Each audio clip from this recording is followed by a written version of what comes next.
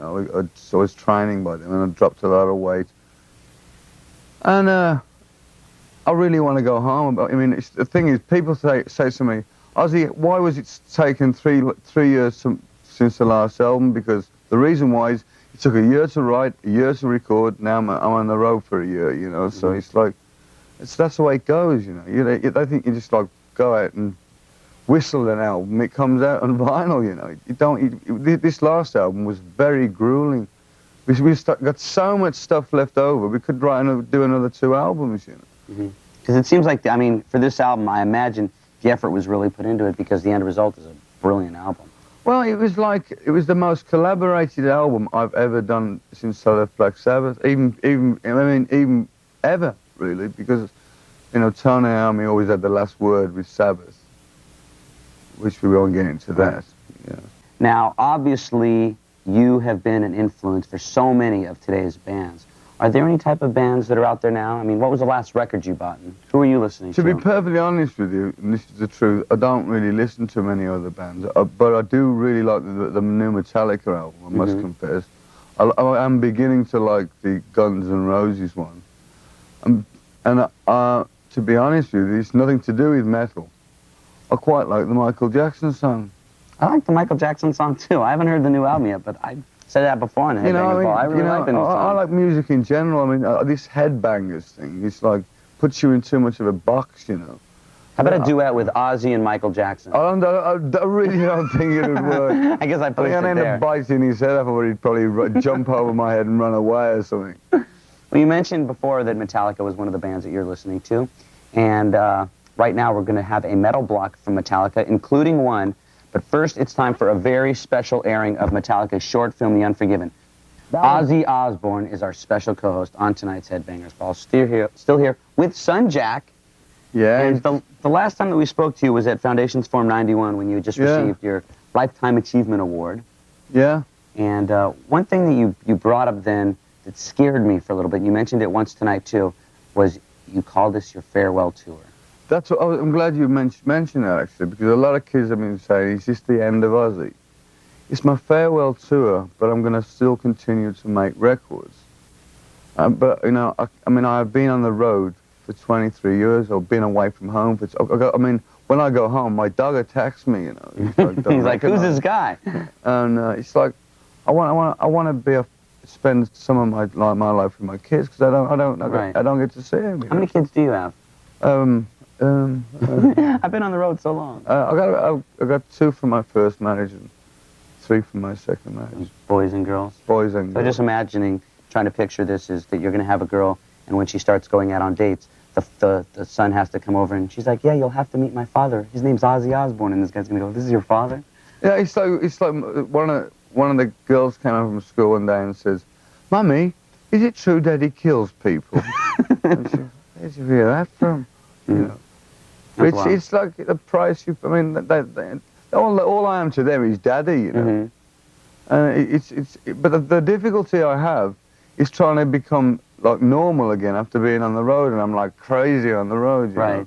And to calm down, and it's like Sharon goes to me, "Now we're at home now, we're relaxing." I never relax. There's definitely 2 Ozzies. Oh, no, 5 of them. You know? Right. Well, we're going to try to find out a little bit about all the different Ozzies, and we'll be back with him, of course. And we're also going to have a metal block from Skid Row, Warrior Soul, and more, of course, from Ozzy right after this. Stick around. Great show tonight. Welcome back to the Headbangers Ball. I'm having a blast, and I'm glad that you're sharing this very special evening with us, with Ozzy and, of course, Jack Osbourne. Right? Yep. You going to look at the camera and do your daddy's face? Yeah. Do it. That's it, yeah. Whose face is that? That's. Oh. Now, you're talking, you know, a little bit about the tour. I mean, going on, and I guess this being the farewell tour, this is probably why this is so important after the shows for you to meet all the fans. Yeah. And one thing that I've noticed going to a couple of the shows and also being a fan is that Ozzy fans, I mean, are Ozzy fans. I mean, they're just like 100% full out, especially at the shows. I mean, vocal. It's kind of like,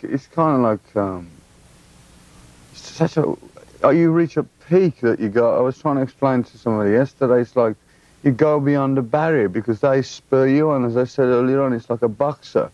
and he's like on his last legs on it, and then the crowd cheer him up, and he knocks that guy out in the last round. You know, it's them people out there that give me this inspiration to get it on. I mean, because last night I was real tired, you know. It was a great show. For some unknown place, this energy just came on. It was from them kids, you know. Because you always say in the show, the crazier they get, the crazier you get. Yeah, but sometimes it physically, I mean, this morning I woke up, my wife said to me, "Are you alive?" I was like, you know. Because I imagine now how they're doing all these shows and then doing the in-stores after. I mean, most people get just so tired just doing the shows alone. Well, I get tired, but, you know, it's part of the job. You know, I think it's about time people in my side of the business started having a little bit of more respect for the people that put us here, you know. You know, I'm no god. I'm just a regular guy. I've got kids. I've got a family, and without you guys out there, I ain't nobody, you know. That's and great. Thank you for everything that you've given me, you know. That's great. You okay? You still hanging in there, Jack? Yeah. You having fun? Yep. Okay. Just tell us if everything's okay. Okay. We'll be back with Ozzy and, of course, with Jack Osbourne, because Ozzy is the very special co-host of the evening. But right now, it is a time for a metal block from Skid Row, including Wasted Time. Right now, here is Youth Gone Wild from Skid Row. Welcome back to the Headbangers Ball with Ozzy Osbourne as the co-host. And like I said, I've been going to some of the shows, and you chose to play in smaller venues this time. I mean, the shows are selling out, like, as soon as they go on sale, they're instantly sold out. Hottest ticket in town right now.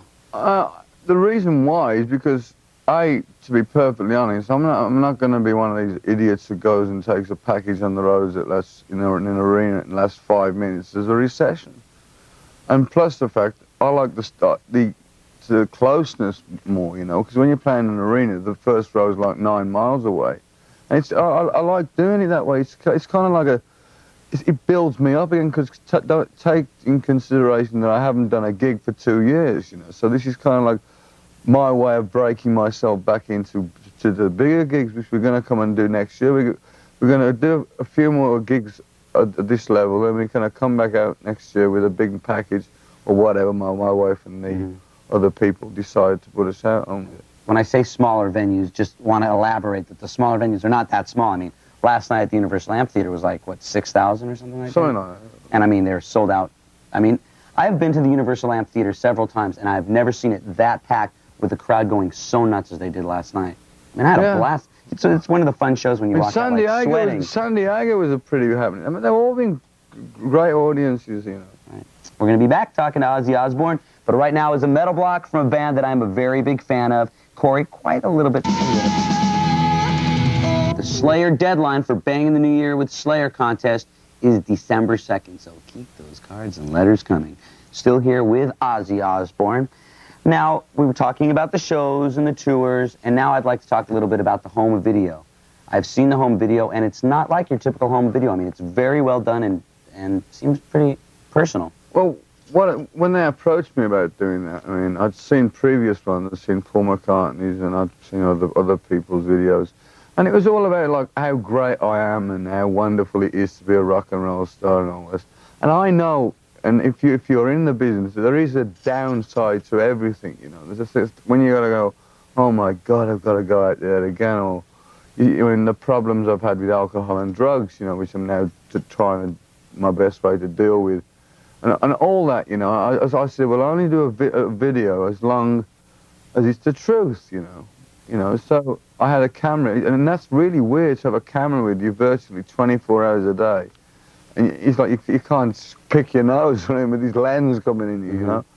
But as I said earlier on, there's parts of that video that are, you know, there's a song on the album called Road to Nowhere, and it's the wreckage of my past keeps haunting me.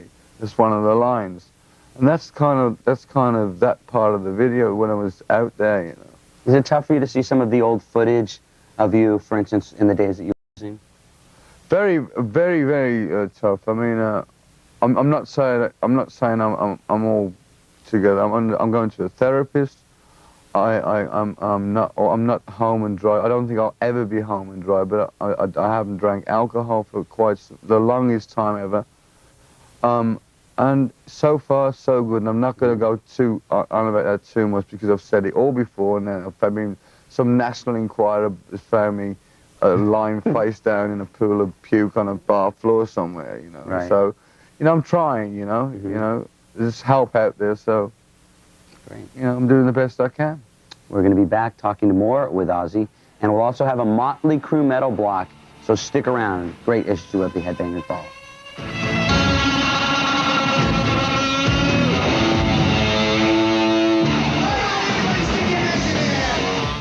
Welcome back to the Headbangers Ball. Ozzy Osbourne is the co-host. We've been talking a little bit about the home video, Don't Blame Me, a very personal look at yourself.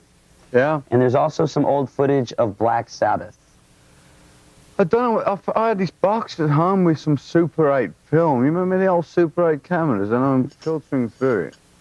I didn't even know that existed, you know. So I gave it to Sharon, and Sharon gave it to this guy called Jeb, who worked it all out. You know. I mean, I didn't even know it existed. I don't know. I think they have some of the dates mixed up there because thinking back, I couldn't have been there when the dates were, you know. Right. Now I remember seeing, I think it was Live Aid, where they had the big Black Sabbath reunion. What was that like? Very strange. It made me realise that for any, to be perfectly truthful, the only reason I would ever think about rejoining Sabbath is for purely financial reasons, you know. Because I mean, I've gone in a different road, you know. And Sabbath had been, I mean, such an influential rock and roll band for so many years, but what people don't realize, Ozzy Osbourne as an artist, I mean, isn't Ozzy bigger than Black Sabbath was? I don't go into all that, but what I said, I'll say what I said in that video, Don't Blame Me. If there wasn't a Black Sabbath, there wouldn't be an Ozzy, and if there wasn't an Ozzy, there wouldn't have been a Black Sabbath. So, you know, it's the simplest way of keeping it. You know, and I don't care. I mean, they can